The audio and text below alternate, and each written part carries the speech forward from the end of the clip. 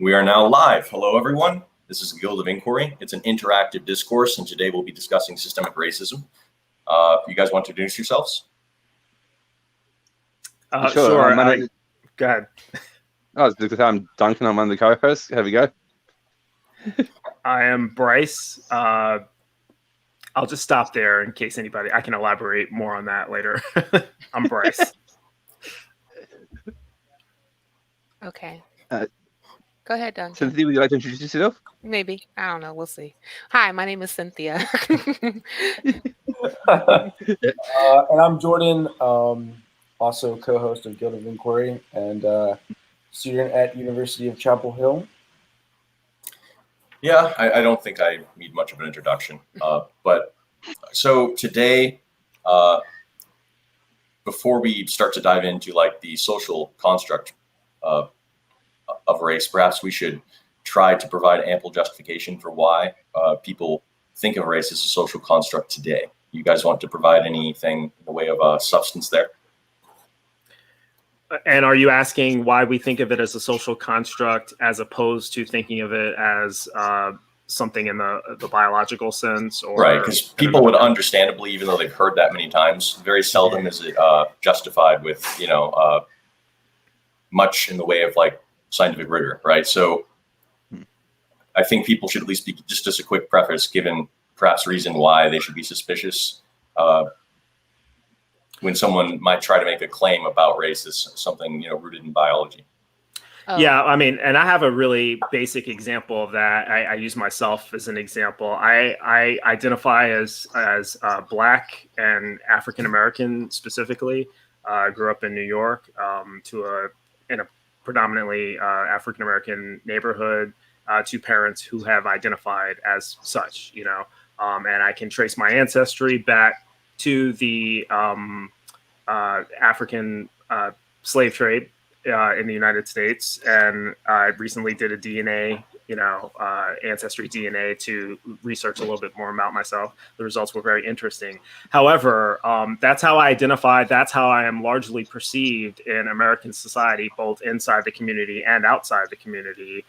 But the same would not necessarily hold true if I were to visit the country of South Africa, because they have a different racial categorization system to where a person who is of my apparent skin tone and phenotype, I would be labeled as colored. And they differentiate between colored and Black in South Africa, which is something that we traditionally have not done in the United States. They were, for many years in this country, synonymous, and we don't use the term colored anymore at all. It's largely perceived as archaic and offensive.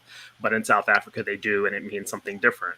So right there, I can travel to another country and automatically become a different race according to the society and the culture and the way that they traditionally have treated race compared to where I am. And so that's how we know. That's just one example of how we know it's a social construct when I'm essentially a different race when I go to a different country.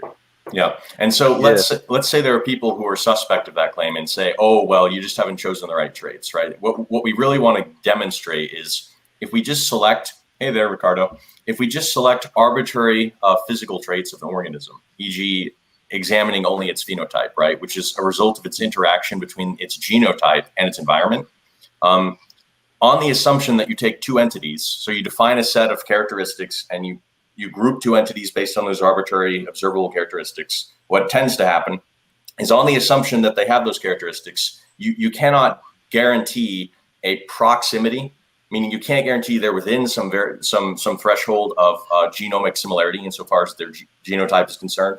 But you also can't guarantee their genotype is sufficiently far apart, because twins can fit into those categories, but also so can aboriginals and Africans, which are actually genetically, in terms of genotype, the farthest apart. So you really, in other words, from the general supposition of just arbitrary physical characteristics that people have those in common, you can't infer anything from only that if you just chosen them arbitrarily about their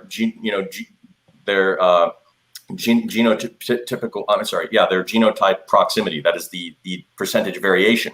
So, and I think maybe a way to simplify that for a lay audience might be to say that if you lined up an Aboriginal Australian who is of my skin complexion and has very similar features, one might assume that we were of the same race, and it turns out our genetics are completely different. Yep. Yeah, And like I'd go say that like he's trying to like if you pick one trait, like say or any bunch of traits like having a different nose or having like certain types of earlobes, you'll find people of all different races having those sorts of traits. There's no real biological difference of any relevance between what we consider races.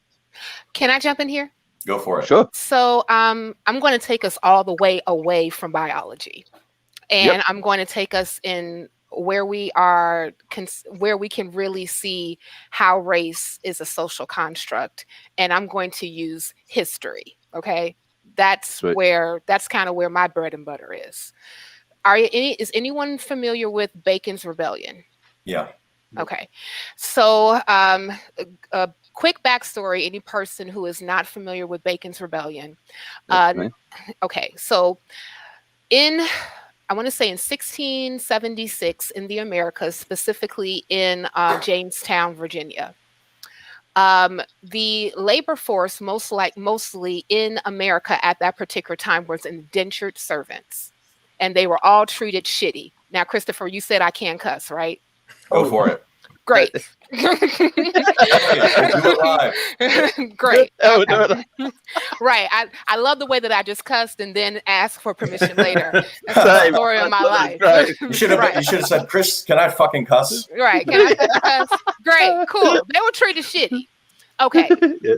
So what ended up happening was, and I just want to give like a brief story about like what the indentured servants were promised and who they most likely were. Most indentured servants at that particular time were of European descent, specifically from Great Britain, that were poor, that came over under contract by the tobacco owners of the of land in the Americas, and then they got their travel paid by the owners, the tobacco farm owners, to be brought over to work on their particular plantations for about 7 years. And then after 7 years, they were promised an allotment of land and, just how to get started so they can be, the elite tobacco farm owner. However, when they first started, like around in the 1600s, when Jamestown was first established, a lot of those indentured servants end up dying from diseases because, of course, they weren't used to the the environment, right? Yeah. But as time went on, those particular indentured servants started to build up immunities, right? From viruses, bacteria, etc. And they start to live out their contract. However, when you have more indentured servants living out their contract or coming out of their contracts, you didn't have enough land to allot to them. So you had a bunch of ex-indentured servants unemployed. There wasn't a lot of women, so they couldn't really marry, and very disgruntled. So their champion that chose himself was Nathaniel Bacon, who ended up going to the government at that time to say, hey, we want our stuff. And they was like, we can't give you stuff because we don't have it to give to you. So what he ended up doing was he got a parade of people together that were ex-indentured servants and also African slaves to first start to raise the indigenous villages that was adjacent to them. And then they turned on the government that was set up at that particular time. Now, what the government, the Virginia House of Burgesses, what ended up having to do was to contact England and say, hey, can you please send some people over here to squash this whole rebellion? And then they ended up doing that. And the rebellion, I want to say, lasted for almost 3 years. Anyway, so they squashed it. And Nathaniel Bacon died. And the Virginia Parliament, and the tobacco farmers said, we got to do something about this because we can't have this again. So what they ended up doing was creating a series of laws that actually separated indentured servants from slaves, and majority, and that's actually the first time that you actually heard the word white, when these laws started to come about in 1681. And then that kind of parlayed into the creation of race, which then creates to the whole social construct of what we know as race, right? And it was really created in order for the farmers at that particular time to create a labor force that was not potentially problematic, right? And so, and that would be slavery, because now you can own people. Well, they're not people, they're property. They're not people, right? Right. They're property, right? You can own property forever, for life, for their lives. And even if they outlive you, you can pass them down to your family, and then they can continue to work until they die, and then you replace them, et cetera, et cetera. So that's kind of where race started. Even though that we had like biases and prejudice and all types of other stuff that happened pre that, that is the first time that we ever got a concept that we know right now as race. Hey, Ethan. And in the United States, that was codified based on skin color, right? Because you mentioned they were considered white, and the delineation was between the colors. It was skin color and lineage per se, because like the ones who were slaves of African descent were considered black. Okay. And then of course, like the ones who were of European descent, they divulged into white. Right. And then indigenous people, that's a whole nother story, but that's kind of where we got the divide when it comes to race. And if you were mixed, you were black, because by law, a mulatto person was considered a slave. Yeah. Oh yeah. They were considered black. It was the one drop rule. Right.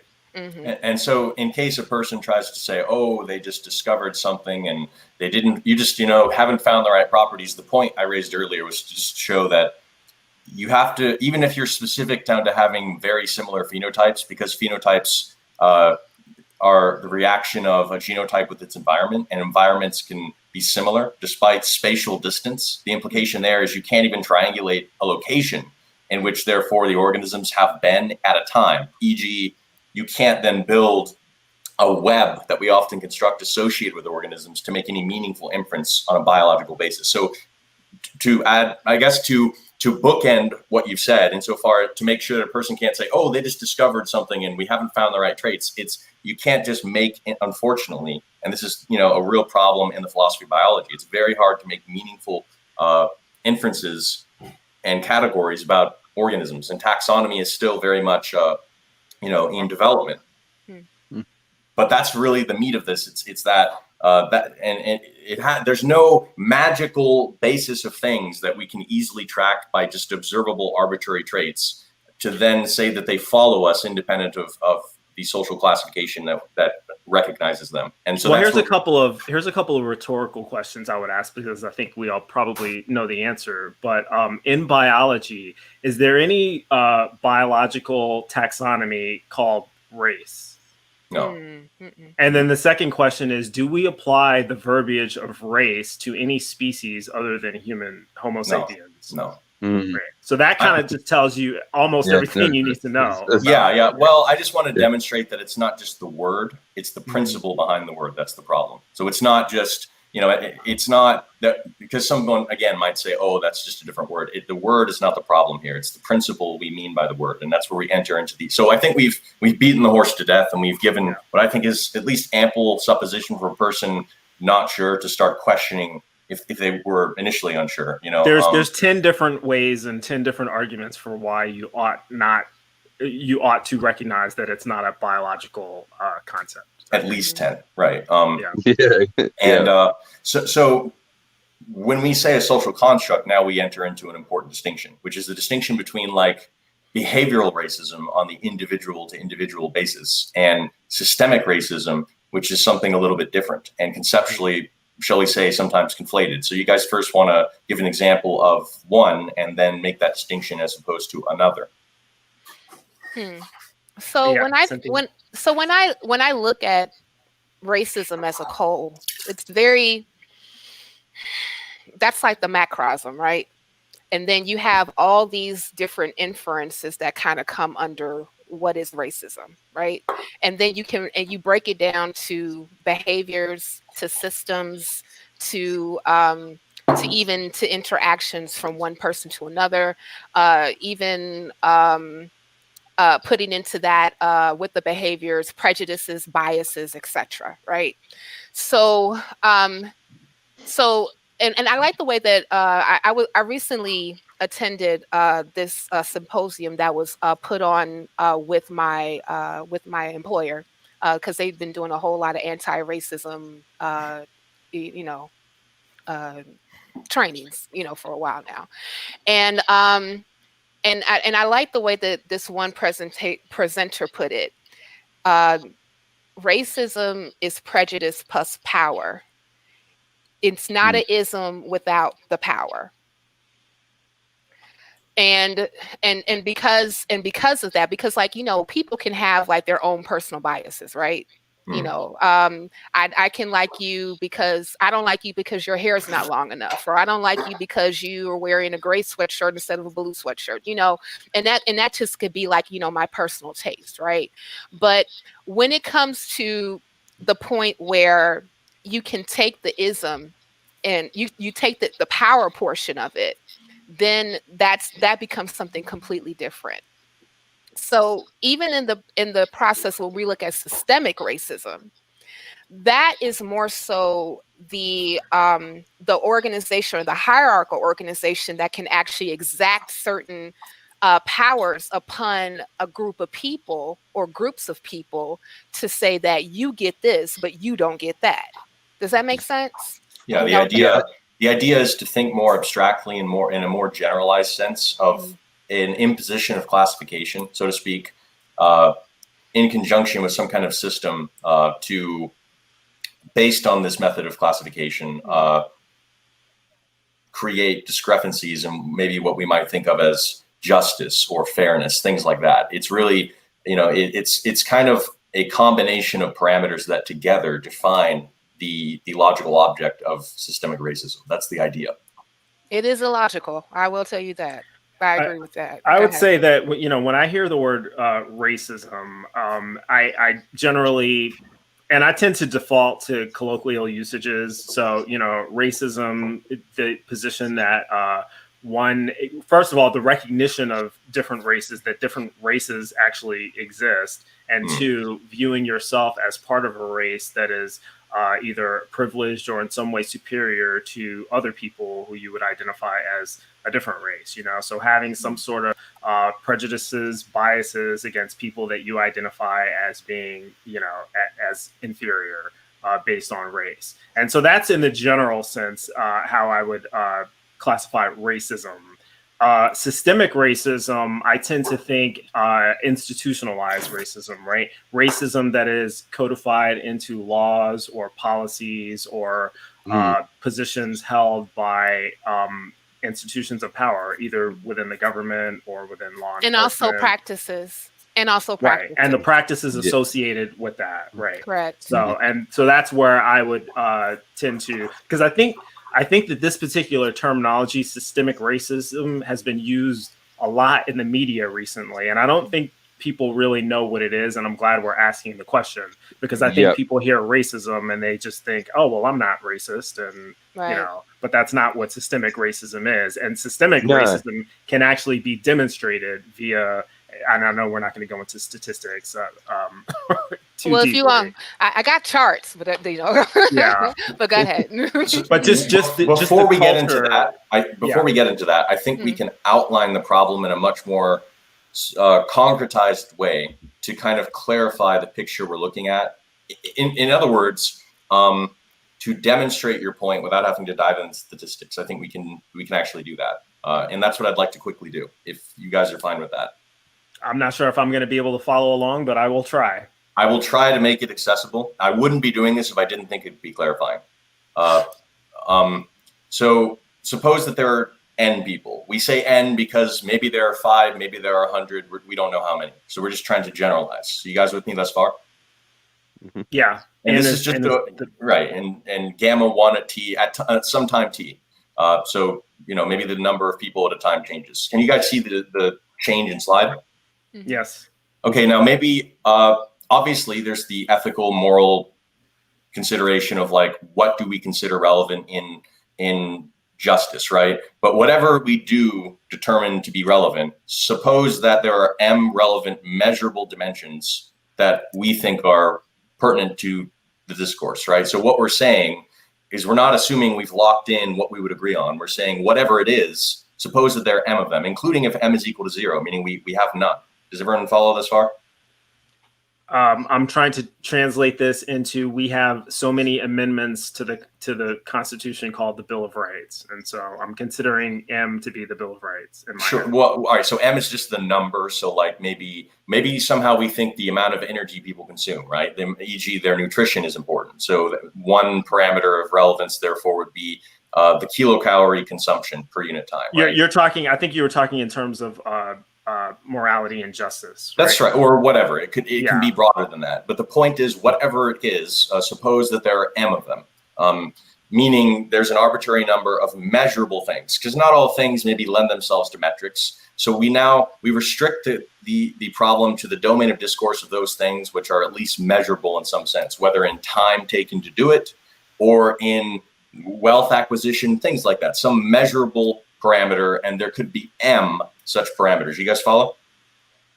So far. Okay, so now what we do, is we define for any person, we just say ith person because we're letting the index I move between 1 and n because there are n people. You're gonna start losing me. But... Okay, for any person, just imagine a m dimensional vector that is the value of each thing measurable that they have. So in other words, I'll give you an example on the next slide. Let's say, and this is hypothetical, all that we cared about was a person's age and money, right? Then if Tom was 20 and had $2, we would say that the state of Tom at that time is the coordinates 22. Okay. Now, so the idea is we can generalize this to an m dimensional vector where we have an m dimensional vector space and the coordinates of every value are the value of that measurable quantity that the person has at this time. And why that's important, again, I think this will be very clarifying because I'm almost done actually. So now there may be some ideal or preferred desired combination, and they may not all be the same, and to be clear, what we mean by desired or preferred is contingent on morality, ethics, whatever, or just preference, right? Whatever it would be, we're not saying that's fixed. We're saying if it existed, for us to have a goal, because we're getting to an idea of how we should sculpt and think about society, whether in justice or ethics, et cetera. But we would need a point to go towards, so to speak. And whatever it would be, the idea is define now an ideal point to be a point whose values for each dimension of relevancy are an ideal value or an ideal or preferred value for an entity, depending on how you want to interpret it. So, can I ask you a question, Christopher? Do you think there is such a thing? No. I don't know. But the point is to so when we say ideal, we're not literally saying there is an ideal in an Aristotelian sense. Rather, we're saying if people could have a set of preferences, for example, for something, right? We could let the value that they prefer, or if we want well-being, the value preferred for the kilocaloric consumption would be the interval in which a person can live a healthy life. There would be those sets of values of kilocaloric consumption. So I guess what I'm saying is this is abstract, but it can be very clarifying. I think that this is useful for if we're examining individuals, because individuals can have a perspective on what the ideal state is. But the problem is when you try to apply it to we, I think it starts to break down because we don't all share the same idea. Let's see about that, because this is where I think this will be clarifying. Because as you pointed out, the reason I want to go through this slowly is it already points out in our consideration of the problem, where can things go wrong? And as you're aptly putting, one of them is who determines, if anyone determines, what's ideal or preferred, right? And notice that this is at a single time. For all we know, it could change with time. But let's just, we'll paint the picture because we're almost done. Now, there could be, as you put, any number of ideal or desired combinations for even one person at a time, right? So we just let S of t be the set of all such ideal points at a time. So pictorially, let's see all these red dots are in the hypothetical abstract vector space, the coordinates with various ideal points. Again, this would be dependent on a person or a moral theory. It's not really, it's a very dynamical system. But so the collection, S of t, would be all of these at a time. Here's the idea. We define a distance between any person's state at a time and an ideal point now has a distance because it's in a metric space. Okay. Now, notice that this further restricts our analysis now and reveals a hidden assumption that we need the metrized parameters under consideration to make sense that the further you go from an ideal point, the worse progressively or better progressively it would be, depending on how you define it. Because otherwise, what I'm trying to say is if you change some values, better or worse may not even make sense. So like maybe the energy consumed, if we go farther away from some ideal range, you're going towards starvation. We could think of that as progressively worse. And if we go farther above some ideal range, we could think of that as malnutrition in the way of overnutrition, right? You're getting fat, you're increasing heart disease, you're veering towards death. And so we could imagine continual gradations of goodness or badness. So we're further restricting now to the subset of cases just where this would be applicable, which again presents a further challenge in such a formulation. But here's the point. We've done this because now we can define a state, see that black dot, that a particular person is in, and we can think of an ideal point, and we can take the distance to be how close they are to that ideal. And the reason this is cool is because now we can think of this abstract distance in this vector space as kind of a measurable way to think of like how far someone is to some ideal or preferred state at a time. So this is where we put it together now, is we now, we've already mentioned the caveat about the requirements for the consistency of goodness and badness, and thus we're restricting further to the measurable things which that would make sense. We're now going to take the shortest distance between any one of these points because we're not discriminating necessarily between ideals. Perhaps some ideals are equivalent in the sense of preference, being preferred to others. Perhaps they're not. If we're taking an objective moral theory, maybe all the points converge to one to where there's not scattered. But the point is, whatever they are, we just take the minimum distance between a state and the nearest ideal point. So for example, in this picture, the shortest distance would be this blue line for any entity. Now, the idea then is this, that we can take a set of all points, which is dynamical and contingent on what people want, et cetera, your moral theory, and the set of all states. And then we can imagine for each person how close each of them is to at least one ideal state. And when we can think about who's worse off in the sense of whose distance is greatest from the nearest neighboring ideal point or coordinate set. So we can now think of moving these points, right? So in this case, the worse off would be this person out here, so to speak. But again, this is all dynamical and contingent on a variety of factors. But it can be thought of as a abstract m by n dimensional vector space in which you can now think about moving the states of entities in a society towards ideals. Assuming we do that. Correct. Or preferred states. But let's say that we do this, that we have a model which enables us to do this, right? We can now see whether or not we are either individually or collectively moving towards a goal of better well-being. Depending on how we define it, right? Like assume all that's depending on how you define it, sure. Right. My question is, then what? Well, here's the thing. This is really meant to motivate questions. This is not an answer. The point here is to point out that now what we have is, so this points out a lot of problems. Notice, for example, down in the left-hand corner, see this guy down here? I can't really point to it, but it's the red and black dot below the worst off. Yeah. You see how this guy's ideal, although he's close to the ideal, is isolated from the other points. We see that this analysis kind of points to a hidden assumption, which is what happens if we have isolated ideals or preferences, right? Because then we have the problem of this person, even if they converge to that ideal, has less in the way of options of other ideals. By getting closer to that, they're farther from other ideals or preferences. And so they're kind of, is this person marginalized in the extent that even if they're close to an ideal, that ideal is separate, considerably separated from other ideals. So, there's a lot of depth here and complexity. For example, look at this. You see how these ideals kind of form a curve that goes down, like it's bowed, right? So I think you're gonna get too far away, maybe. Well, this is the end of the presentation, right? This is the end of the presentation. Okay. But the point is to motivate that there are a couple of takeaways. Number one, we may not necessarily have. Notice that this doesn't require everybody to have the same thing, right? This is about equity, and this is a very fascinating way to look at equity in terms of values, because what we can see is a convergence to various preferred states or desired states, whatever. Christopher, to your point, when we're talking about equity and desired states, can I ask the panel specifically about America? What is the most valued or desired state to be in America specifically? It depends on. My answer depends, because when you say what is the most desired state, are you asking what is the most desired state with respect to how American society is, or what is the tangibly?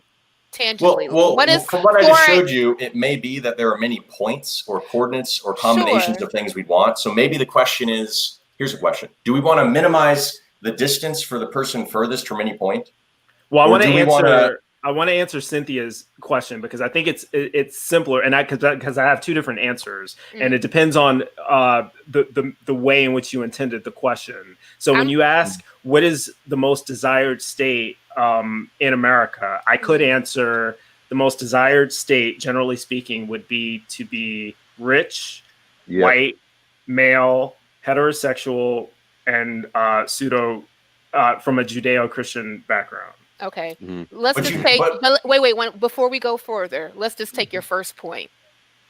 To be rich. Okay, I think I said rich. Yeah, you said rich was the very first thing that you said. That was a good one to lead with, by the way. And that's kind of where I'm going with my brain. Okay. So, Christopher, do you mind pulling up your slides again? I kind of want to go to the slide that said worst off. Yep, because I actually, just real quickly, I want to say something that could be rounding. From this picture, for example, can you guys see it? Yes. Okay. Yeah. Let's go back to the picture. All right. Let me just, here we go.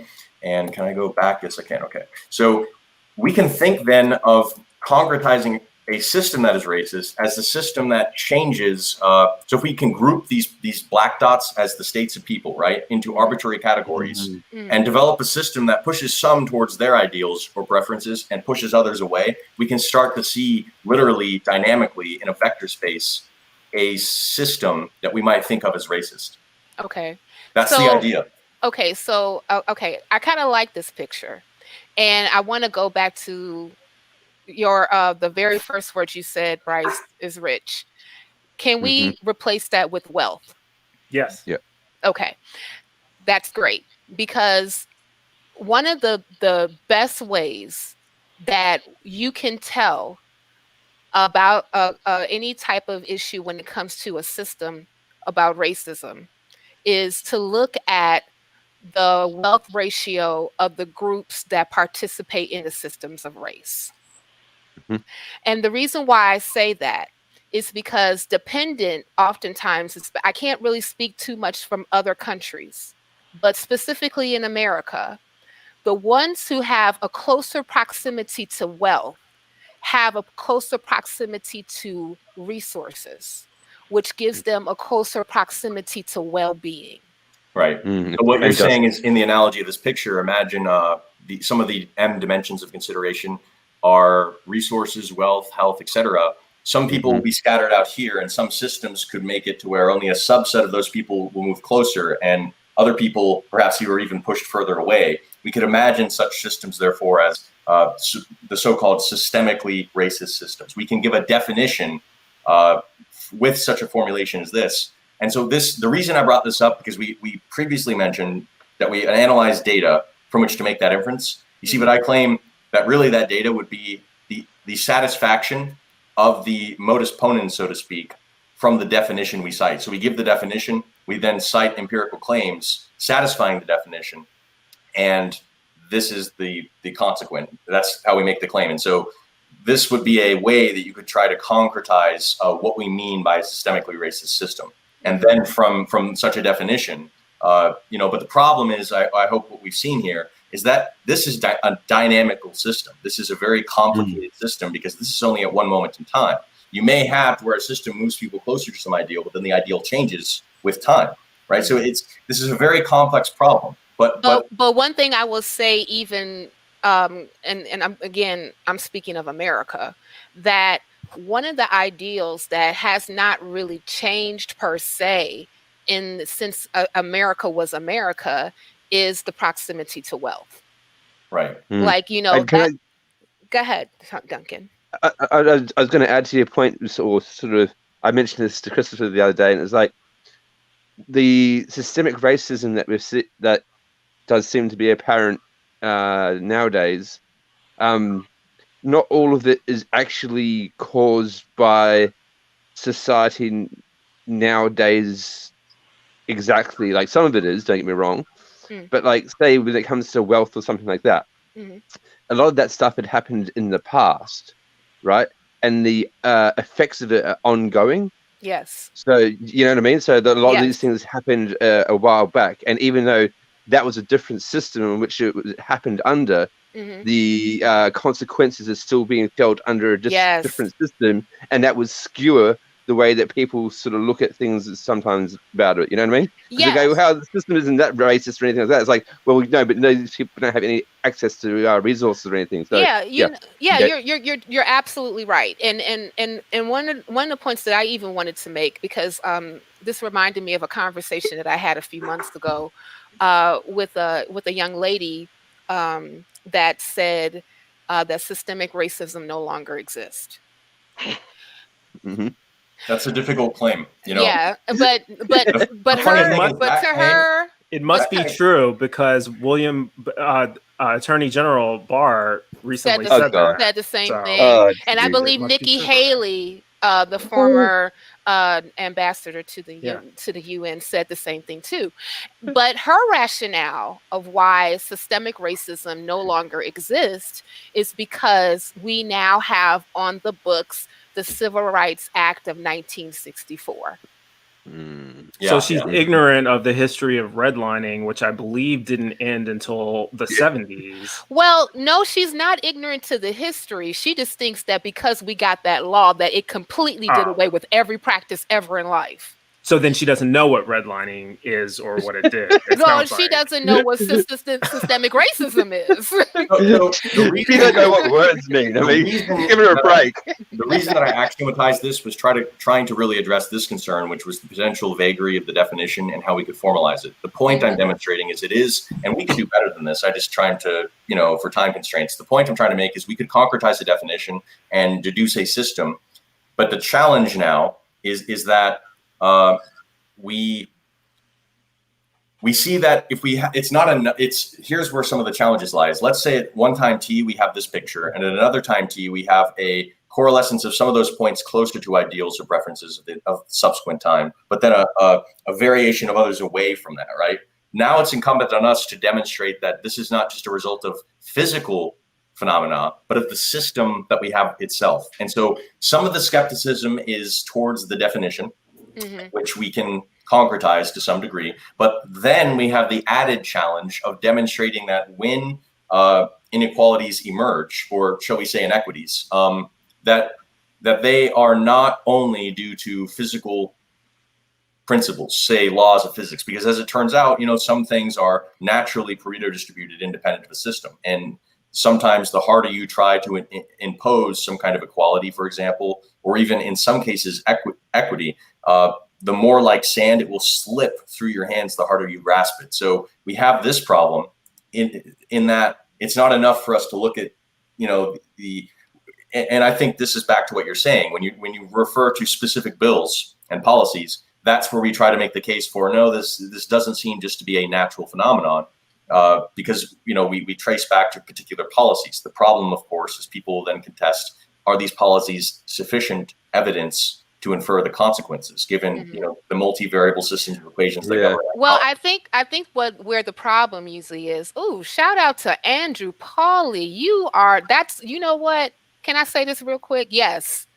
William A. Darity. Matter of fact, we're talking to him tomorrow on my show, The 13%. He wrote a fantabulous book. I'm going to put it up right now. From Here to Equality, Reparations for Black Americans in the 21st Century. So he's a Duke professor.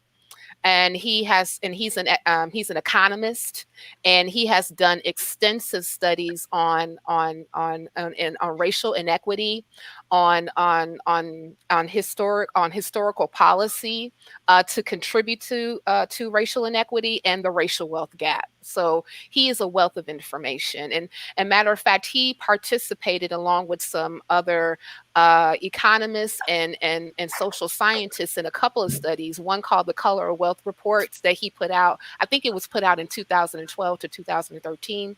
And then another one that is called What We Get Wrong About the Racial Wealth Gap. And that was like with a bunch of social scientists and economists. They did a 67-page report. So what was my point? Okay. To going back to what you said concerning what is it when you were talking about instances where people are saying that if we have a certain policy, now we can say that this thing it eradicated everything previously, but we never look at the actual practices that are still into play regardless of the policy. And also, I think, and this is another right-wing talking point, when we don't look at the practices and the policies that have preceded, then we just kind of just leave a particular positionality of a people up to their own devices. Basically, this is self-inflicted, right? Right. Yeah. And can I add there, because I think that the other part that's often left out when people, usually on the right, are making these points is that because the system has changed now, because we no longer have these policies in place, that means that everyone now is starting off from the same starting line. So it's fair, right? Well, right. So we have a couple problems, because as you say, what the formulation we just discussed was, for example, of one way you might try to concretize it is we have another challenge, which is suppose there's a previous system that did this, right, and resulted in inequity, so to speak. And then suppose that we have a new system which does not do that, but that will take time to correct that. Right. If we're not careful, we may look at the data in that time in that new system that does not do that. But because it takes time to correct that, we may, if we're not careful, erroneously. So really, we have to look at the changes across time, much like a multivariable analysis. In other words, we may be looking at the derivative and not just the function, because I'll give an example to that, what you were just saying. I forgot which article it was that I read a while ago. I want to say that it was in Forbes. There was a study that showed that Black Americans will be approximately at zero wealth by 2053. And it goes back to this whole point about starting points, right? So like say, for instance, you had 246 years of chattel slavery, 100 years of Jim Crow. And then you get, piecemeal, I like to call it, policy in 64, 65, and 68 that said, okay, now Black people, you run, right? But you held a certain group of people at the starting line for so long, it's going to take them time to even catch up to where everybody else was, but they're still moving, so they're not going to catch up. Right. So that's exactly the point. Which is now that we've kind of tried to make less nebulous the distinction between individual behavioral racism and systemic racism, and we've moved now to this point of, is it enough for, say, a system to be just or equitable, however you want to define it? This is obviously contingent on all those parameters, at least, to not be systemically racist, in the sense that, in other words, is it systemically racist if and only if it doesn't, in changes, move some away at the expense of others, particularly in so far as a categorization that we might call race, e.g. by arbitrary observable traits, etc. Or is it also necessary that it not only do that, meaning that it doesn't move things in that way, but that it also pulls some further than others to adjust for past grievances. In other words, we're really to the idea of reparations now. Right. Or affirmative action, or any of the policies that were initially instituted, with the goal of correcting for some of the effects of systemic. But it's like it gets to the point, like, especially like if you look at the data where it comes to positionality of races, right, in America specifically. Like I said, I can't talk about nobody else. I will not talk about anybody else because I don't know about other countries. Okay. I'm Australian if it helps. I'm sorry? I'm Australian if it helps. I'll occasionally add something if it helps. And to you, Duncan, I say good day, mate. Okay. So so if you happen to take a look at like the positionality, and I think that, Christopher and I, we talked about this yesterday. And let's just go back to these particular policies that were done in the 60s, giving like, only like around a little over 50 years of, okay, you catch up. But you never got the redress, the recompense, and the repair in order for you to catch up properly. Does that make sense? So, can you really, and I always like, especially like when people like to say, to push back on reparations, to say, well, can you really state that a people can, if they had so many barriers in order for them to have the semblance of whatever the American dream is, be placed against them for centuries, can you really say that they have the wherewithal to pull themselves up by their proverbial bootstraps to where other groups are right now? Right. What you're really asking is, what is fair? What exactly? Is fair only about like the system for all future times? Or is fairness defined also, on so here's a way to think about it. You have like position functions for particles in space. Mm-hmm. Associated with that, you have that parametric curve, you have the rate of change, but you also have the initial position, right? So if you have differing rates of change, then depending on the initial position, you can have different terminal positions. Mm-hmm. So the question is, do we have to account for both initial positions and rates of change, or only rates of change, so to speak, if the analogy makes sense? You have to account for both. Because if you fail to account for both, if you only account for one, you end up in the state that we're in right now in America, where you no longer have, where you have the Civil Rights Act of 1964, and you have, on paper, everyone has civil rights, but in reality, in practice, they don't. And you know what I mean? So, and the same thing with wealth. Everyone has the potential to earn wealth on paper. I should not be able to be denied from having some sort of position based on the color of my skin that would guarantee a suitably qualified white person a certain amount of wealth. However, in reality and practice, that's not necessarily the case, because I may have started off in a community to where I could not achieve the credentials or the education necessary to get to that level of qualification. Or your family may not even necessarily have the access to resources in order for you to achieve the things that you're desiring. Jordan, you've been very quiet throughout this conversation. Do you have anything to say? Yeah, for sure. I'm mostly listening to see where I could come in. I have a few objections, I guess, to what I'm hearing. So maybe we'll take I have quite a few objections, but I guess maybe I would start off by saying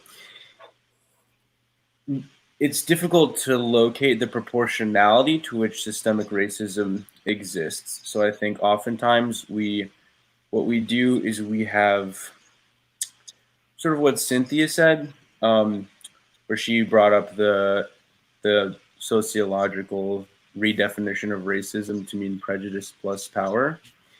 I'm confused by what power necessarily means, because it could be the case that, so I'm very wary in using intersectional models to describe causal relationships of outcomes.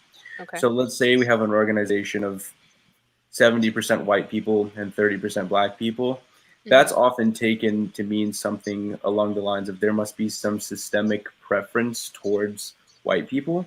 Whereas there might just be a bias in hiring for, maybe it was just that there weren't as many Black people that applied for the job, or it might be that there could be certain other factors that predict disparate outcomes rather than race alone. So when we talk about things like wealth or power, or I guess anything along the dimensions we're discussing, I like to think about it in terms of proportionality.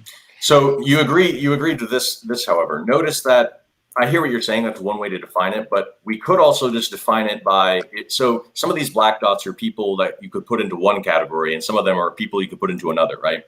Yeah. So one way to get around the power question is, instead of looking at it that way, asking, can we attribute changes that push some people in one category, which could be societal or not, meaning people could be aware of that category or not, towards some ideal, and a system that pushes others towards another, and the system is one that these changes are not solely attributable to physical phenomena alone, right? In other words, they are incumbent on physical activity between humans, sociological activity, right? Yeah. What I'm trying to tell you, Jordan, is you're right to question the definition. And to be clear, I don't think we're claiming that there is necessarily such a thing. We're giving a counterfactual hypothetical, so to speak, of a definite. I think the definition can be concretized to some degree to make inquiry into the matter at least somewhat tenable, But I do hear the concern. But I don't get the impression that people are necessarily claiming. I have yet to have heard specific claims about whether the United States is systemically racist. I hear that. No, but I would say that that systemic racism still exists in certain institutions within the United States. Well, and I mean, and even going back to that, to what you were talking about, Jordan, concerning power.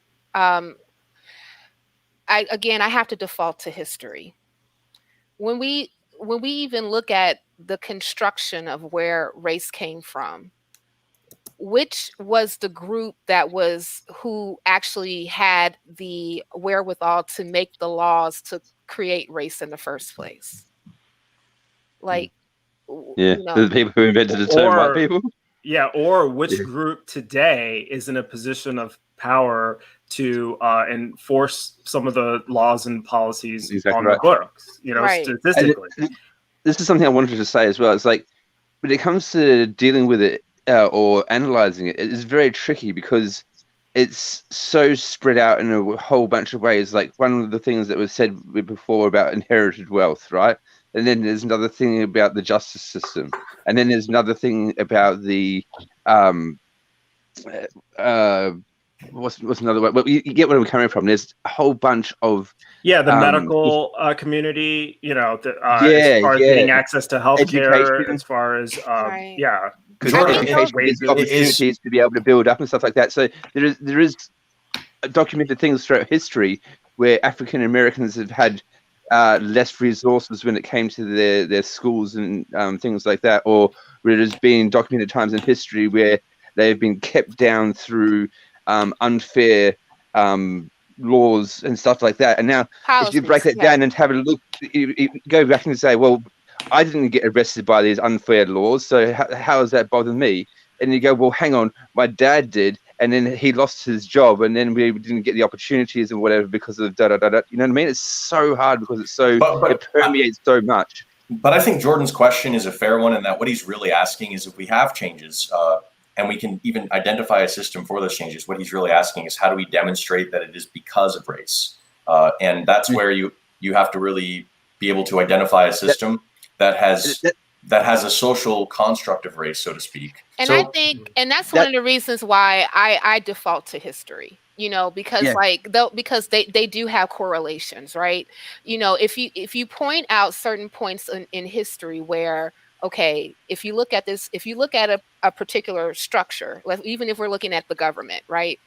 And we see, like, when the United States was formulated, we look at who are the founding fathers, right?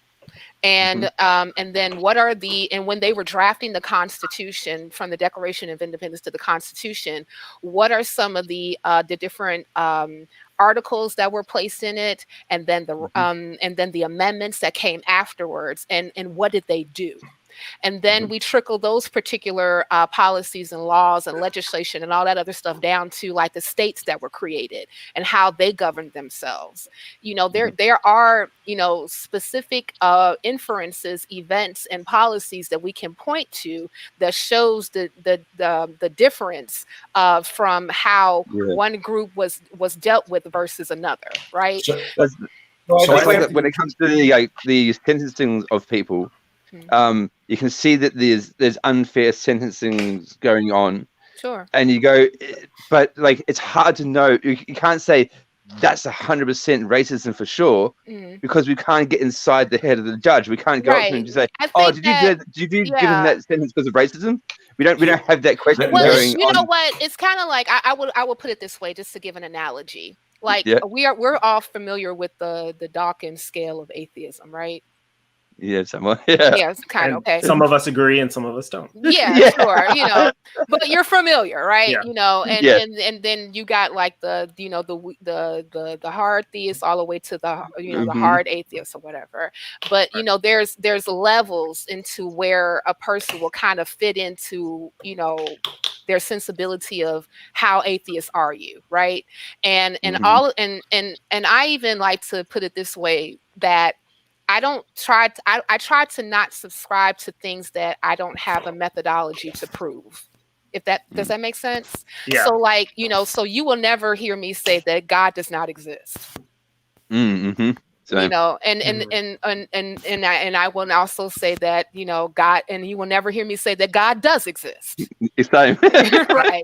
I think that going along that line, I'm sorry, I didn't mean to cut you off, but I just wanted to say, because I didn't want to get too far away with it. When trying to analyze, whether do we have systemic racism, do we not have it? Instead of looking at, I think people are only, when they hear systemic racism, they just key in on laws. That's the only thing. And you made a very interesting comment a few minutes ago. You said, and also policies as well, because there's a difference between policies and laws, right? Right. Policies are not necessarily codified or even written. Sometimes it's just the culture of the organization. And practices. Right. Remember, in practice. Yeah, and it can make it very nebulous to study if you don't actually have it codified or anything like that. It's like, as I was saying, you can't get inside the judge's head and say what's wrong. But back to my point when I was talking about the methodology, right? What I was trying to get to is that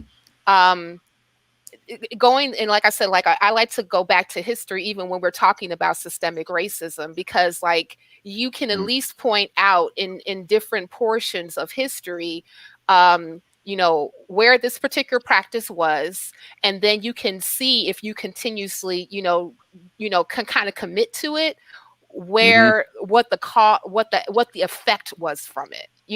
This is the cause and this is the effect. And we can even say that, like, some of the causes that were made in the past, we can still see a lot of these effects today. Exactly. And so that's kind of how I look at it. So like, even though, like, Jordan, I do get what you say, well, can we really point to, when we say X, can we point to Y and Z, right? And my thing would be more so, well, can we at least identify the journey or the road that can get you from X to Y into Z?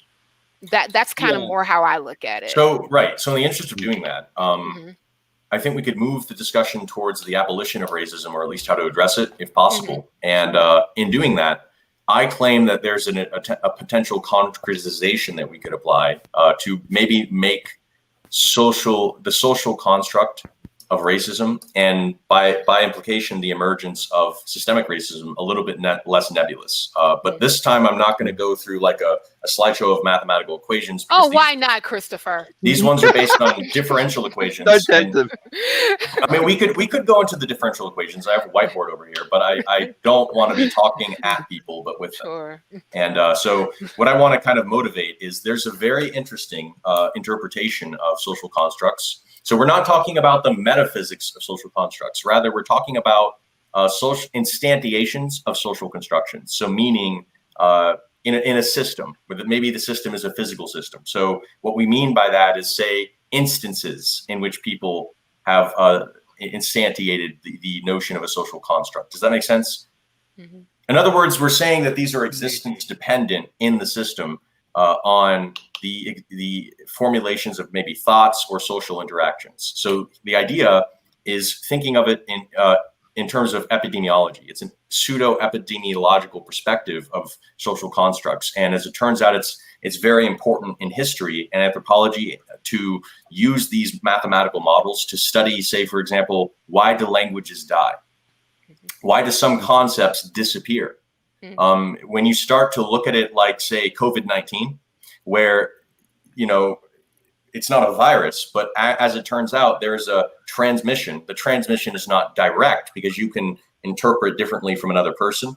And furthermore, you have COVID once you've had such a social proximal, interaction with someone, independent of your thinking of it, presumably. Whereas the social construct, so to speak, emergent from a social interaction that you contract as far as the system of equations are concerned, that can be mutually self-reinforced, meaning you can have a social interaction and reinforce it, extending the periodicity between interactions required to sustain the virus. But just like that, in other words, the time scales are different, but the form of the equations is essentially very much unchanged. And as it turns out, you can model the emergence of social constructs, and from those social constructs, a critical frequency of interactivity that eventually crescendos, if you will, into a system.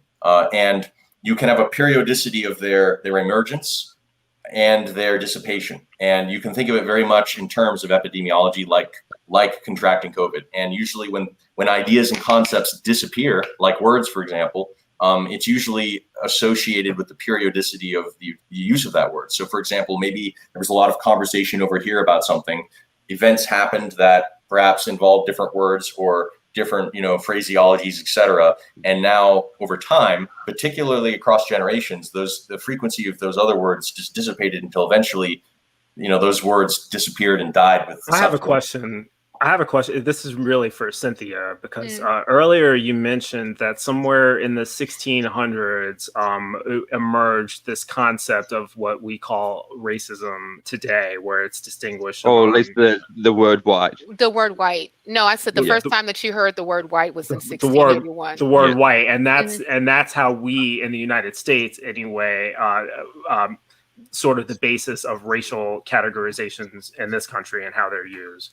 However, I guess what I'm trying to ask is, prior to that time in ancient history, say in ancient Egypt or Israel, I think somebody mentioned the Bible earlier. And so if we just look at around biblical times, was there also a concept of race in those cultures? Did they distinguish between Israelites and Romans, for example, and were people treated differently based on? Sure they were, but it wasn't, I guess it wasn't codified by color, put it that way. Right. It was more so people were kind of defined by their national origin, their ethnicity, religion. Their tribe, their religion, their tribe, kind of like their place of origin, if that makes sense.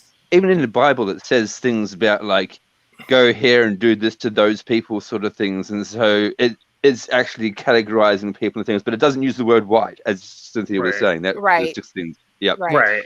Actually, I guess where I was going with that, about 6 months ago. I guess where I was going with that was to say that conceptually, as far as my understanding of history, race has always existed in various cultures. It's just been defined differently and based on different principles. Well, I think it's more so that, the concepts that kind of parlayed us into race have always existed.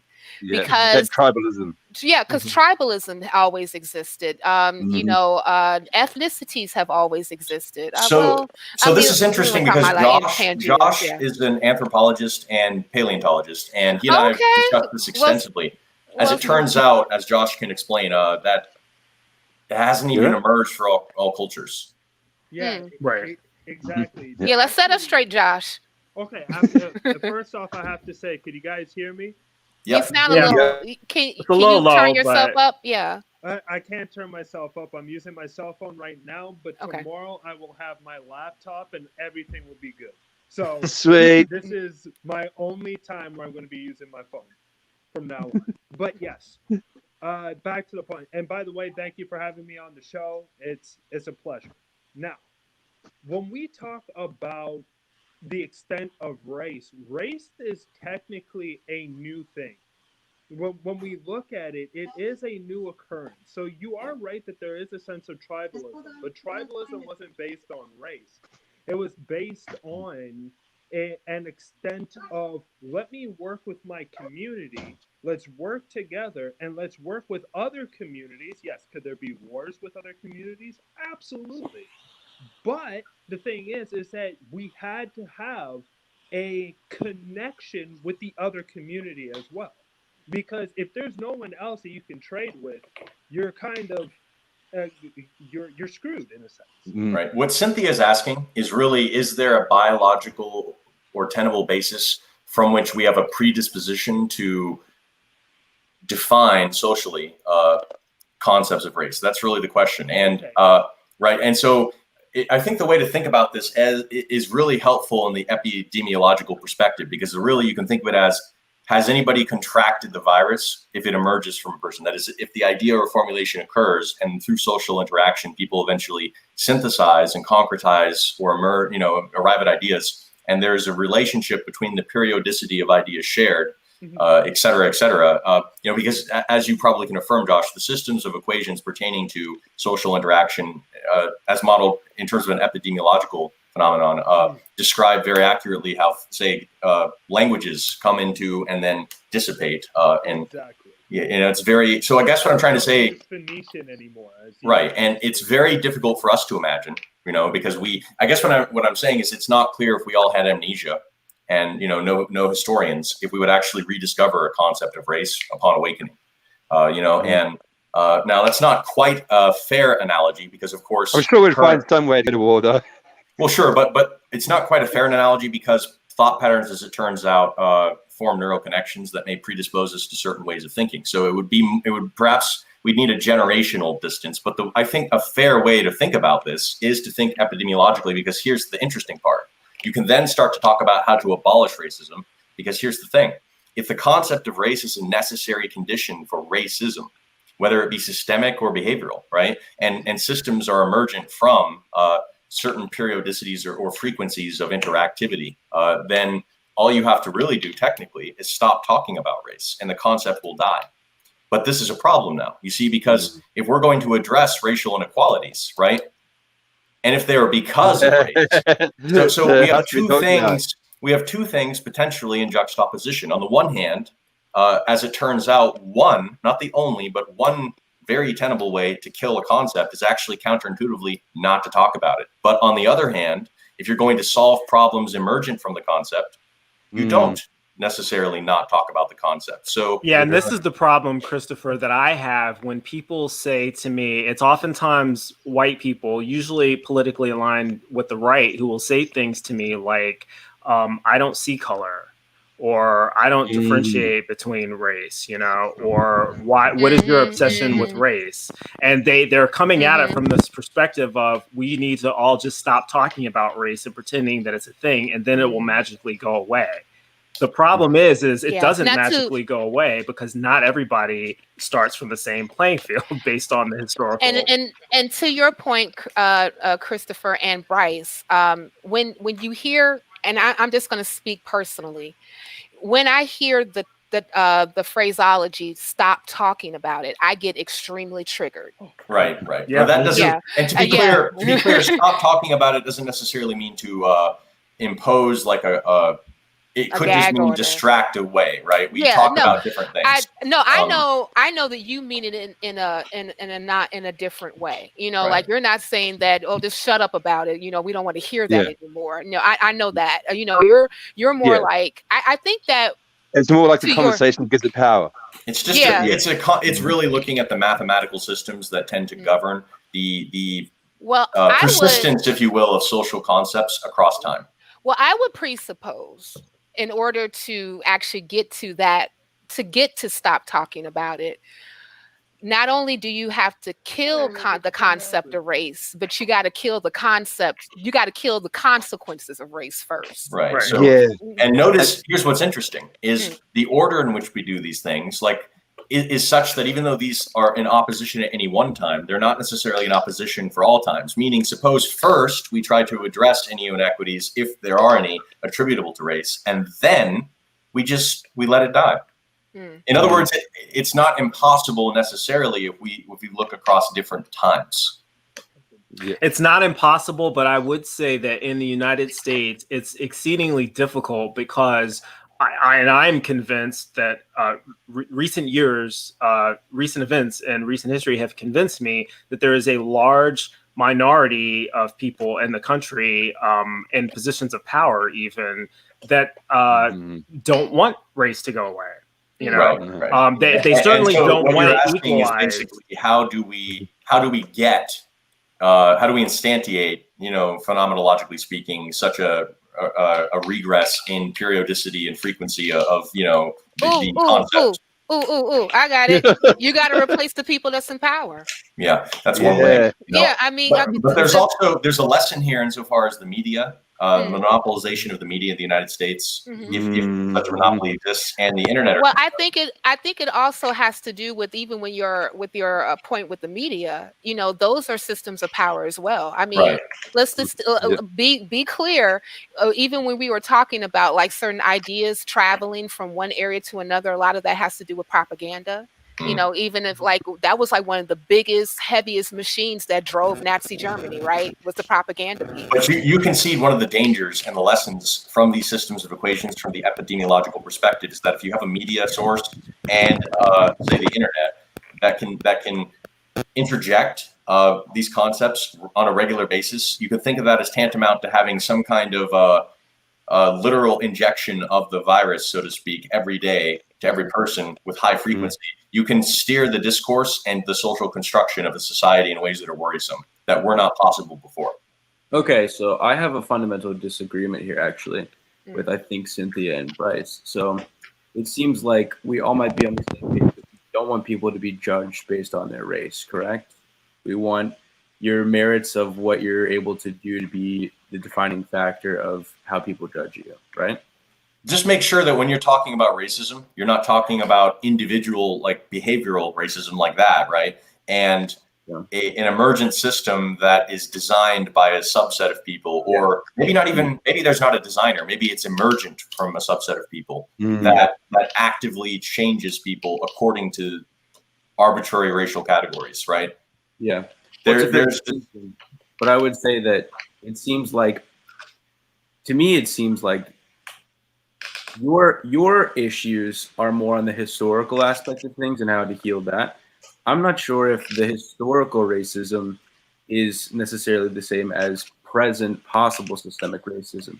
But what I'm saying is that present racism is influenced by the history. Correct. And you have to recognize the history in order to recognize that what's present exists because of that and figure out ways to overcome that. What do you think about that, they're not completely divorced from each other. Right. I agree. It's like what I was saying before. The laws have changed, but the effect of a law is still felt today.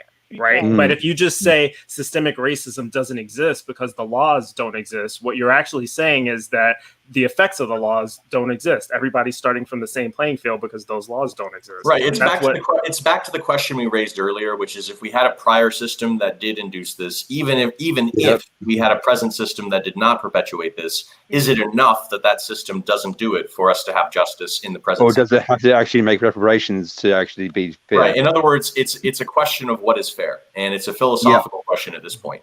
Well, I don't think that necessarily. So I don't think that there are no consequences from the past, but I think there is a current popular conception to commit the genetic fallacy and say all disparate outcomes are due to past historical disadvantages. I think some, but the proportionality is, again, what I'm worried about. And so to say something like we need to equitably change power structures to be more representative of minorities, I'm concerned that we have a very skewed conception of minority, because I think I'm not sure, but I think you might be subscribing to an intersectional model. And the problem with intersectional modeling is that it's hard to determine what a minority is once a certain group has achieved a certain level of power. So what is a minority, Jordan? Yeah, what do you define a minority as? So I define a minority as any group that is not the majority in a certain given institution. And so it seems to me like a lot of people say, well, we'd like a more representative sample in government. We'd like more Black people, more Latin people, more, and you can equalize across those dimensions. I'm sorry, can I just stop you right there? I actually still have something to say if you don't mind. I'm sorry? I said I actually still have something to say if you don't mind. Oh, go ahead. Yeah, so I was going to say the conclusion of, if we're going to play an intersectional game, will eventually become one of individuality, because we have the popular conception of, like you said earlier, Bryce, you said, what is the most advantageous thing to be in American society? You said white, you said male, you said rich. So if you start to play that game, we could also say, well, having high intelligence is extremely advantageous. Someone who's very attractive might have a lot of advantages. Someone who is handicapped might have a lot of disadvantages. There's a lot of dimensions along which people vary, and it's metrically impossible to equalize across all dimensions. See, but wait a minute now, because we just defined a system that didn't require equality at all, right? You could converge to differing coordinate systems and contingent on what a person wants or prefers. It's not like there's one and only one way to do that. I see what you're saying, though. I think your concern is, and it's an apt concern. It's really a concern about what is fair. And as far as the minority definition, I don't think people are referring to the number of people as much as take a number of people and then wait for each person the contribution. So think of the system of differential equations from an epidemiological perspective of social influence, right? There may be variation per person as to how much or what social interaction influence they have. So think of it like a contagion. Some people may carry different viruses and spread them at different rates than others. And so in that sense, you wouldn't have equal weight of social impact between people. So it's not just the number, so to speak, of people carrying a virus, if the analogy makes sense to you, because I think that's a more concrete. I think you may be talking about proportional representation, because the way that you phrased it, Jordan, was that you said a minority is, people who don't the opposite of a majority. It was kind of simplistic, but it sounds like you delineate there's a majority, and then anyone who's not in the majority is a minority, right? Mm-hmm. But when I look at it, I'm sorry. I'm saying that seems to be the claim that people are making. So most people, I'm not sure if this is what Cynthia meant, but she said we need to replace the current people who are in power. I'm assuming she's meaning there's too many white people due to historical. No, that's not, and that's why I was trying to stop you at. Okay. No, what I was saying is that when I said replace the people in power, I'm not saying about they have to be all Black. Yeah. Or they have to be all this, or they have to be all that. I think you said that immediately after I had card-carrying members of the KKK would be great. You said that immediately after I said there are people who deny the existence of systemic racism because they feel like as long as the laws that were on the books that created systemic racism are gone, then the effects of it no longer exist. Right. And then I think that's when you said the solution is replace people in power. I'm assuming you're referring to those people who make statements like that.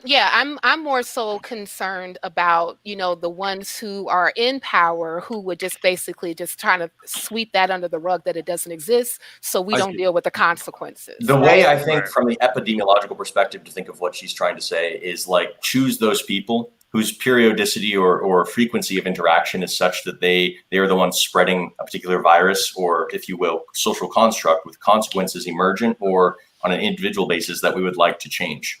Choose those people and then make impositions that change that periodicity or frequency with new viruses, so to speak, that give rise to new emergent phenomenon. That's the idea. Right, because Jordan, consider this. I'm not sure if you know who Candace Owens is. She's okay. So there are people like her who hold that type of position, and they happen to be black, right? Right. If we replaced everyone in Congress with a black person who held that position, that would not solve the problem. Correct. That would Like, actually make the problem that worse. would make it worse. So like I'm more, and I put it this way. I'm going to go back to the president previously to number 45. Let's talk about number 44. So President Obama was black, right?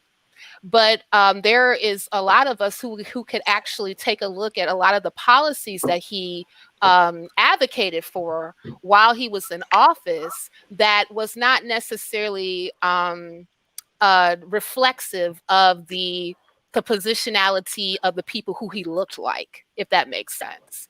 So and oftentimes what ends up happening is that if people say, oh, well, you look like me, that means you think like me. And that's not necessarily the case. So I know myself personally, I don't align myself with a person based on melanin or how much melanin that I do it by shared values. So if my value is that I want to achieve equity in America, and this is what it looks like. So the person that I am pushing to actually be in certain seats of power to make that happen would share the same value that I do.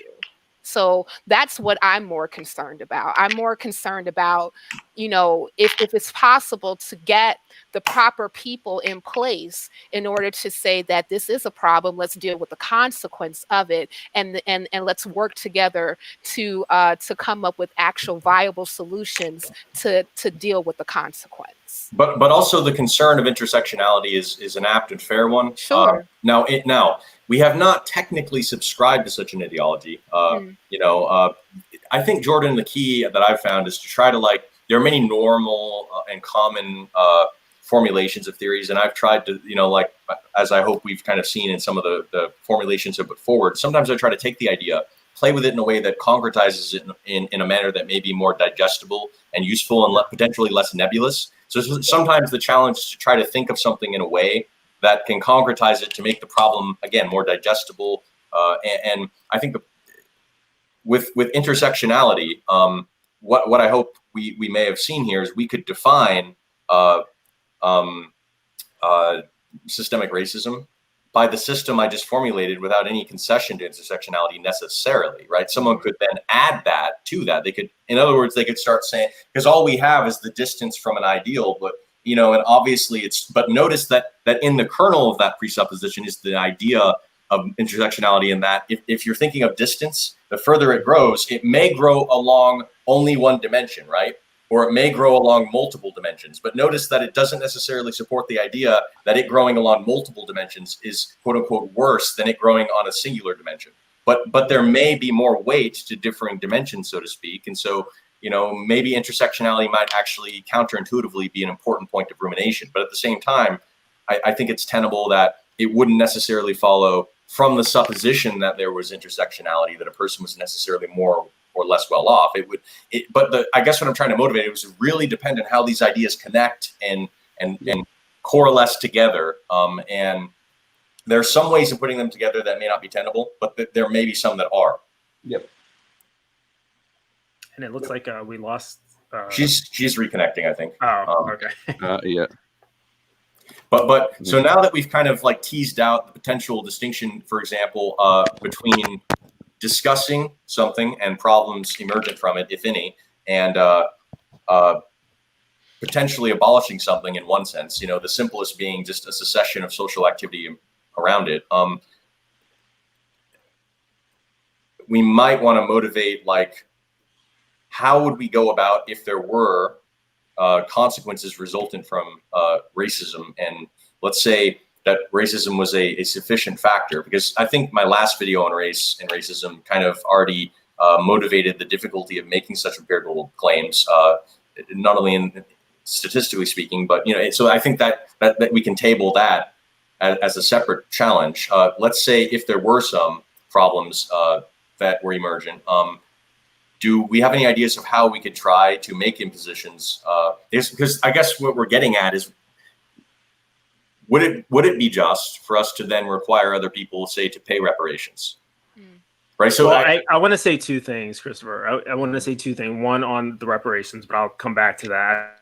I first want to say that I think that the first step in the United States of overcoming the effects of what most people recognize as racism, certainly the people who are affected by, who are adversely affected by policies that are recognized as racist. The first step to overcoming that is convincing the majority, one, that it exists.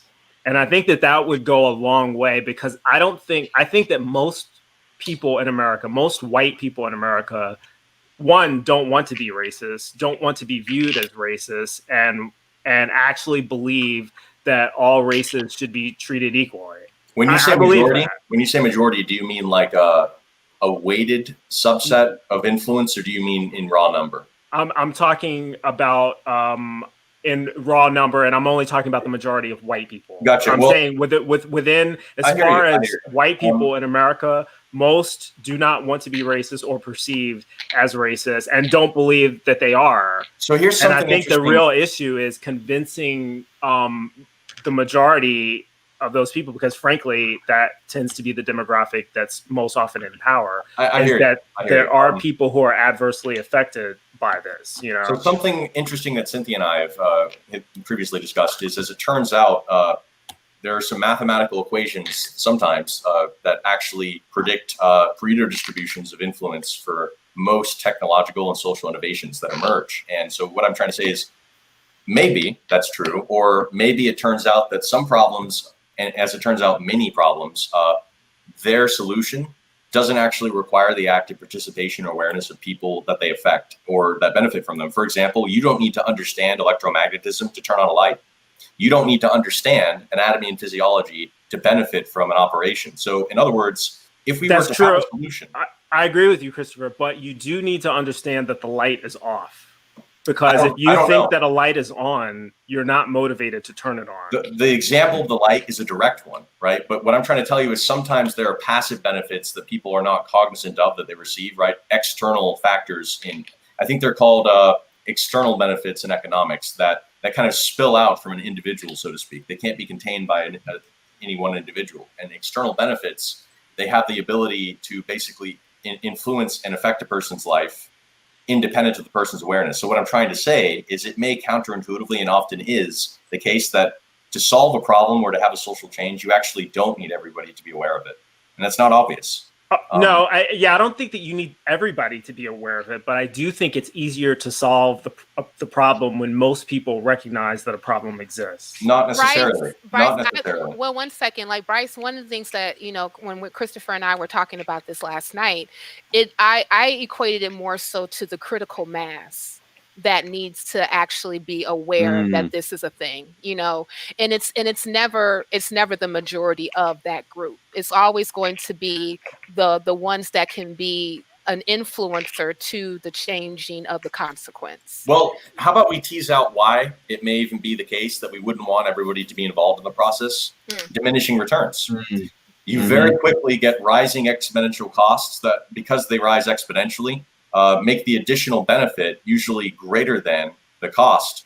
And so, I'm sorry, the additional cost greater than the additional benefit. And so actually there would probably be some supremum of people for a particular problem that you would want to solve it. That's very often why, you know, for firms and businesses, they have a very finite number of people allowed on a particular task. But can we identify, Cynthia, I guess I'm asking you, can we identify who those people are that would be the ones that are necessary to convince in order to affect change? I think I have to default back to my previous statement about shared values. And if we can identify those particular ones that share those values, to say that yes, this does exist and we need to do something about it, to be placed in the seat in order for that to be achieved. And sometimes that can be quite nebulous. That's not always, you know, easy to point out, right? And And another thing, even to your point, Jordan, when we talk about intersectionality, personally, I don't particularly like to deal with intersectionality too much. Only reason being is because even when we're talking about this system of race, right, and how it and how it functions, how in that particular respect, the consequence will vary from one group to another. So, what would make one group whole because of the consequence of it will be different from another. So, we have to kind of look at it like, okay, if we're looking at group X, how has this system affected you? Okay, well, it affected me by blah blah blah. Okay, but was it the same way that it affected group Y? No, it affected us like blah blah blah, right? So in order to really properly deal with the consequence, we have to my respect, we have to deal with it one at a time. We can't do intersectionality in Right. every As soon as you start to play with discriminating between individuals and sets of people, you can get into weird situations where for example, are you suddenly interested in, let's look at the previous example of scattering points, each of them variable distances from ideal states or preferred states. Would you then, if you took subsets of those points, of states people are in, would you prioritize the median state or the mode state or the mean state? Right? You have different measures of central tendency. Would you prioritize that each of them, that we're concerned only with for each group the minimum state? And notice that this is important because if you let the group grow to include everyone, then you're really talking about only the concern of the furthest person out. Whereas if you change which group you control for, then you're only looking at the furthest person out for that group. And so by changing the grouping, right, so to your point, this is part of why it's important for us to make our terms sufficiently well defined, and agree on where our priorities are, if we have any priorities, because depending on how we draw them, not only will the points move of what is desired and preferred, but also depending on how we group people, our analysis will change. I don't have a whole lot of time left. I probably have about another 15 minutes and then I need to get off. But Cynthia did bring up reparations, and I don't know how in depth. Somebody brought up, yeah, Duncan, sorry. I didn't, but somebody brought up it. reparations, yeah. and I'm sure you guys have something interesting to say about it. But one of the things that I've always whenever thinking about reparations, one of the things that I always wondered, and why I don't see it as being feasible in the United States, and I get a lot of criticism on this when I bring this up, but I often wonder who would qualify for reparations. Oh, I can answer that. Okay, please. I can answer that. So as far as first off, let's actually explore what exactly is reparations, and if you actually look at what that is, it's just to repair. Repair. That's exactly what it is, right? And even back when we're talking about intersectionality and what is tenable from one group to another would determine the exact harm that was placed on that group and what would it take to make them whole, right? It's kind of like, let me give it a good idea. Okay, so let's just fast forward to who gets it. Reparations, when we have these discussions in the United States, would be for slavery and for Jim Crow. Or we can even say for slavery and the effects of slavery, for the legacy of slavery, right? So you have to look at, well, who was enslaved? Now, wonderfully done in the United States, we have a thing called the census. And the United States have kept excellent records of, people who were formerly enslaved, especially from 1870. I want to say 1870. So we can trace back oftentimes people who descend from chattel slavery, who are in the case kind of like standing in the shoes of those who were enslaved. So so that is kind of how you would determine it. So And then also too, another thing that we can look at as well, as far as like the who gets it in the United States, before 1965, when it came to Black Americans and even immigration, when considering Black Americans, that was at the right of the decimal point. The majority of Black immigrants did not really get here until after 1965, and we had a really big influx of like African immigrants in between 1980 and to 1990. So, see, thank you, Josh. You are Josh is nodding. co-signing. So, yeah. Appreciate it. Great, Guy. Great. So, so it's not that difficult to actually determine, excuse me, who would be the ones who would actually get that particular who would actually be able to get that. Now, go ahead. Sorry. Well, I guess I was going to ask so we have records as far as who was enslaved, but now we're talking descendants. Do we have everyone who was a descendant of slaves can't necessarily trace their ancestry back to... No, that's not true. I did it in a half an hour. No, I did it in a half an hour. And I'll tell you how I did it. So another organization that kept really good records concerning, slavery is the Church of Latter-day Saints, the Mormons. They actually have a whole record base that you can access for free. And they have, their own genealogists where they can actually help you as far as like tracing your ancestry in that place. Send me this database once we're done with this. Sure. So I can sub-analyze the data. Yeah, I get. So let me come closer to what I'm trying to say, and I don't doubt anything that you're saying, Cynthia. I guess what I'm asking is, would you be able to trace your ancestry past your grandparents? I did. You did. Okay. Yeah. I traced my lineage to slavery all the way to 1800. And I used the Latter-day, and I used the Latter-day Saints records. Yeah. If I don't know who my great grandparents are, and I only know my grandparents on my maternal side, and I have no relationship with my father, how would I do that? Okay, so this is what I did. I mean, okay, and just to preface this, like, my mother's an immigrant, but my father is a descendant of chattel slavery. I never knew my grandfather on my father's side. So what I ended up doing with the genealogist is like I gave them my parents' name, and my mother kind of filled in the gaps as far as like people that she met from my father's side. As far as like who the name of his father and the name of his and the name of his mother and his grandmother on his father's side. And they took that particular portion and was able to utilize census records to trace my lineage all the way back to 1800. And I got names and I got dates and I even got like, areas where they lived. I even found out that my great grandfather was a World War I veteran. I never knew that.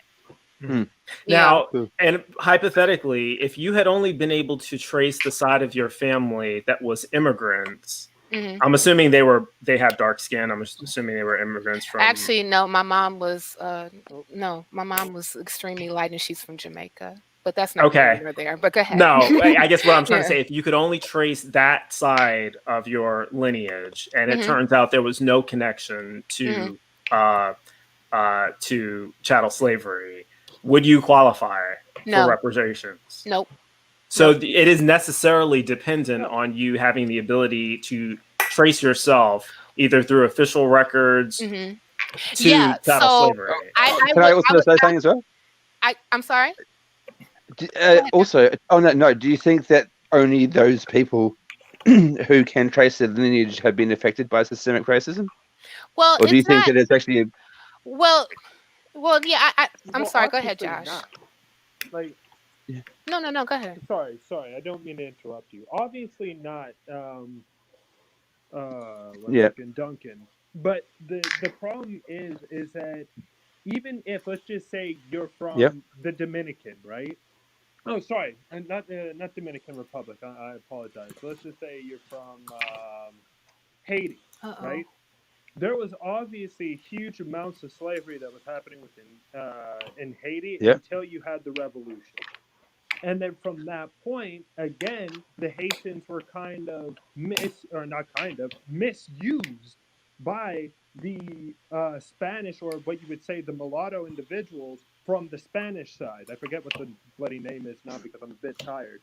But the thing is that so everybody all over the place has some sort of systemic racism that has happened to them. But the point of reparations within the United States isn't based on the individuals from the Caribbeans or anything like that. It's based on the individuals who are harmed within the United States itself.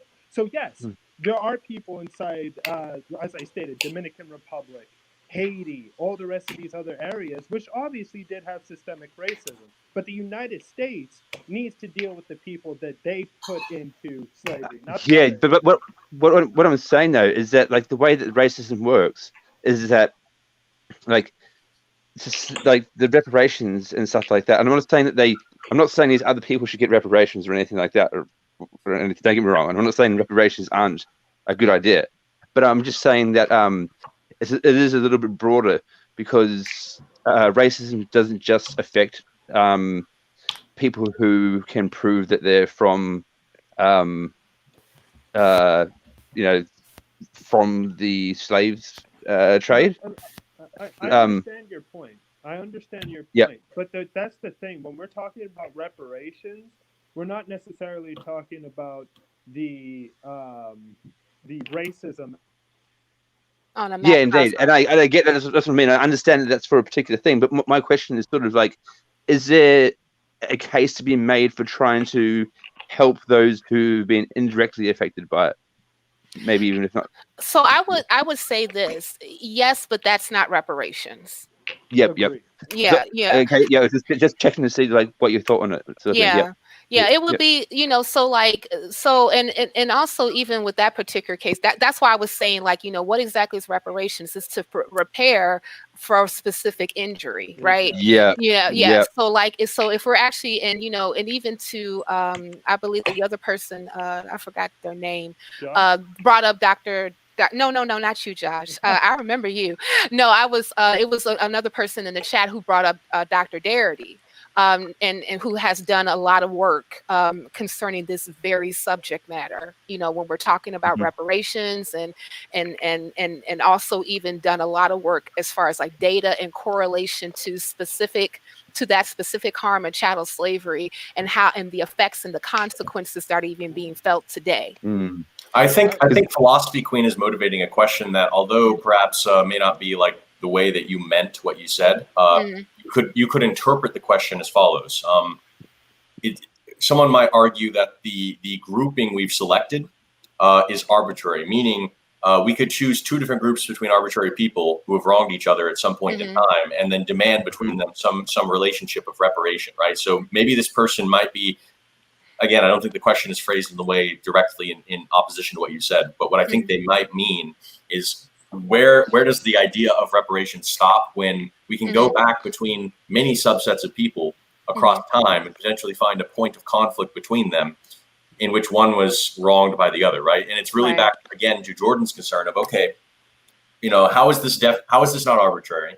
In that, we just choose groups that have no basis in biology, and that's not to invalidate the cause, to be clear, necessarily. It's just to raise what some people may be concerned about, right? Which is, how are these groups selected not arbitrary, and like which ones are because, and that's why I wanted to really simplify the problem down to just looking at distances of individuals from preferred states or ideal states, because then we're not really having to dig into the deeper meat of like, because then we can treat it as a problem of minimization of suffering. But of course, you can't really do that without being potentially disingenuous, because you do have a host of other factors, such as,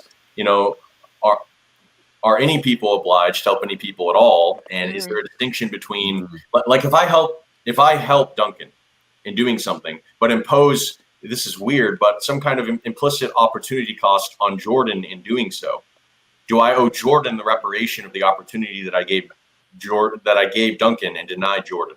So going back to Philosophy Queen concerning about Africans who sold Yeah, can other you put that Africans question into slavery. back up? Because Yeah. I was hoping we would get Yeah. to answer Okay. that. Yeah. So as far as when we're talking about reparations, we're talking about chattel slavery in the United States. We're not talking about the transatlantic slave trade, nor we're talking about the behaviors that happen in a different continent. Right. So, and Dr. Darity talks about this too, when he said, when we exact reparations on the federal level to the ones who were injured by chattel slavery in the United States, because slavery, even when we're talking about the transatlantic slave trade, was dealt with differently dependent on the country that the particular slave was in, right? And that's why I generalized the question to really if you think about it, because obviously it wasn't pertinent to what you're discussing group wise, but you could generalize the question to how are the groups chosen that define the reparational relationship not arbitrary, right? What's to stop me from choosing an African country, right, and then some other country and finding a point of intersection at some previous time in history and then arguing reparations? I would say that the relevant country is the country to which people have citizenship. And so we're talking the United States of America. Correct. So the laws instituted by the United States of America that had a negative impact on the descendants of slaves is who owes the reparations. I also just thought of a good point to help. And I as actually well. have to go because I'm being summoned right now. So it was nice to meet you, Brian. I don't know if I got to address all the points you wanted me to, Christopher, but I really appreciate you having me on my show, and I enjoyed being able to interact with everybody here. And so if anybody wants to, if I'm not already friended to you on Facebook, you can hit me up on Bryce Aroni. And Christopher probably has my contact information, at least on Facebook. Bryce, do you mind putting that in the private chat? Sure. So if we want to friend you, we can. Cool. Yep, absolutely. Thanks. It's been a pleasure, Bryce. Also, I'm going to go as well because I need to go at 9, but I don't want to cause another disruption in 10 minutes. So I'm going to leave too, but it was nice to talk to you. You guys take care. Take care. And I'm putting it in, I think I spelled it correctly, but let me double check that. I got to go to my Facebook. Cynthia. Yeah. I think I found a good answer to the question that I was asking kind of before, or Christopher was sort of getting at as well. I mean, it's not, take care, guys. Not perfect answer. Nice to meet you. Bye. But he said, what's to stop us from going back and then saying, oh, well, we had issues with the Germans, now we've got to do this, and you know what I mean? The difference between the slavery people and a lot of these other groups is that a large part of America was built on the back of the labor of the slaves, whereas That's me. I ask questions sometimes just to make myself think, you know what I mean? Although, do we notice that as soon as we lock ourselves into such a position, we're implicitly, if we're not careful, deferring to certain ethical or moral theories, right? Say, for example, responsibility, right? We're presupposing the existence of things, or maybe we're not. We're taking a more of a fictionalist perspective. We're not saying they're real, but they're useful or something like that. Whatever it is. My question would be, which portion is the fictional and which one is the actual material? Well, fictionalists would say that sometimes it doesn't matter if something is a fiction if it's useful. So, for example, some fictionalist philosophers have tried to argue that even if ethics is completely not fundamentally existent, meaning it's more of a social construction, it can be useful, and so in lieu of the utility, they advocate for adherence to it. Things like that. And to be clear, when I bring up such schools of thought, I'm not necessarily defending or advocating with any of them. I'm just presenting people with various positions. So to that particular point, what I would normally look at is, instead of looking at like the ethical or moral implications, even though I could argue to say that paying reparations is the absolutely morally right thing to do, I look more so at the behavior of the entity that one is seeking the reparations from. And what I mean by that is that if we defer back to, again, history, the United States has paid reparations or reparative, compensation to groups of people that they have wronged before. They've done it in some cases with indigenous people. They've done it with Japanese Americans that were interned during World War II. They even, with the other Allied powers, made Germany pay reparations to Holocaust victims and their descendants. Matter of fact, there were still some set-asides that were to Holocaust victims that were done under the Obama administration and Trump's administration. So we have like, an actual delineation points of that. The United States said, "Yep, we should do this. Let's do it," and they did. It didn't come without a fight.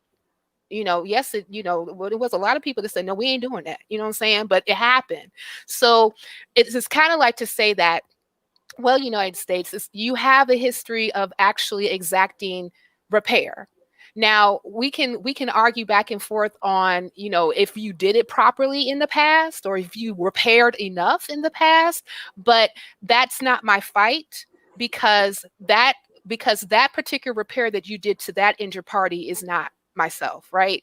Like, say for instance, if someone else fell and broke their foot in front of someone's home because they didn't have their sidewalk fixed properly. Hello, James. I'm tired too. And so because they didn't take care of their property the way that they were supposed to, a person got injured. I may have been behind that person and I may have missed that particular misstep, but they're not going to, but because I was not affected by that other person's injury, it's up to that person to stake their claim against that property owner, right?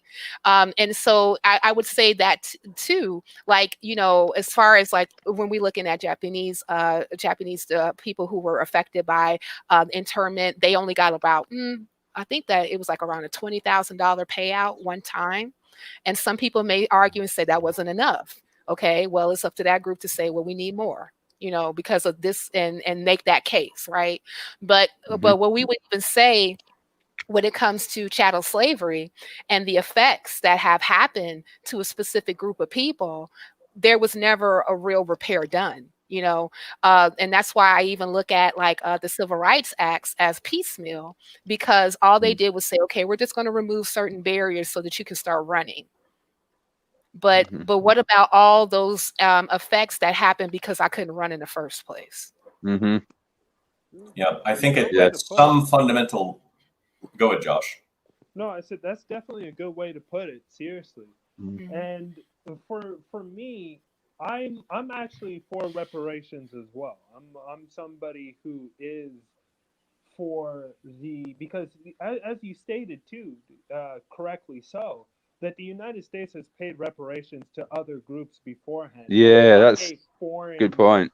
It's not a foreign concept right. within the U.S. So the question is that why is it taking long for individuals who were brutalized in the way that Black individuals were within the chattel slavery? Why is it taking so long for them to finally understand that they have done harm to a people and that they need to pay for that harm? Now, yes, I can also understand too the individuals who say that, well, my parents weren't owners of slaves, so why am I, or my forefathers, I should say, weren't owners of slaves, and my forefathers actually fought to abolish slavery.